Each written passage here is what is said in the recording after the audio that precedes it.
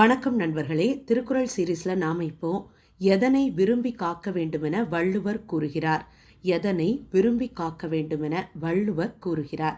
இதற்கான பதில் ஒழுக்கம். ஒழுக்கத்தை விரும்பி காக்க வேண்டுமென வள்ளுவர் கூறுகிறார். ஒழுக்கமுடைமை அப்படிங்கிற அதிகாரத்துல 2வது குறளாக இது இருக்குது. எந்த குறள் அப்படின்னா, பரிந்தோம்பி காக்க ஒழுக்கம் தெரிந்தோம்பி தேரினும் அஃதே துணை.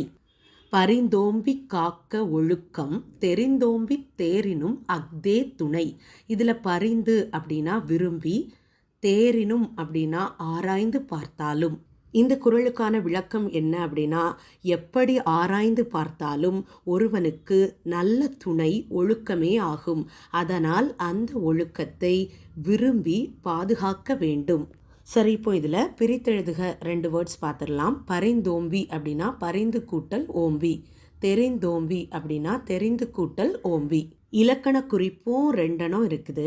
காக்க அப்படின்னா இதில் காக்க அப்படிங்கிறது வியங்கோள் வினைமுற்று. வியங்கோள் வினைமுற்று அப்படிங்கிறது ஜென்ரலாக வாழ்த்துதல், விதித்தல், வைதல், வேண்டல் அப்படிங்கிற 4 பொருட்களில் வரும். கா, இய, இயர், அல் போன்ற விகுதிகளை கொண்டு முடியும். எடுத்துக்காட்டா வாழ்க அப்படின்னா வாழ்த்துதல் அப்படிங்கிற பொருளில் வந்துச்சா. இங்கே அதே மாதிரி காக்க அப்படிங்கக்கூடியது ஒரு வேண்டல் அப்படிங்கிறக்கூடிய பொருளில் வருது. அடுத்ததா பரிந்து, தெரிந்து, இந்த 2மே வினை எச்சங்கள். பொதுவாகவே ஒரு வினைச்சொல் மற்றொரு வினைச்சொல்லை ஏற்று முற்று பெற்றுச்சு அப்படின்னு சொன்னால் அதை தான் வினை எச்சம் அப்படின்னு நாம் சொல்லுவோம். இப்போ பரிந்து அப்படின்னா பரிந்து பேசினான். ஸோ பரிந்து அப்படிங்கிறதும் ஒரு வினைச்சொல், பேசினான் அப்படிங்கிறதும் ஒரு வினைச்சொல்.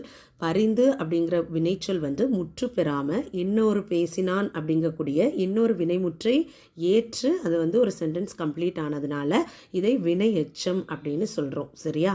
அதே மாதிரி தெரிந்து, அதுக்கும் எக்ஸாம்பிள் தெரிந்து கொண்டான்.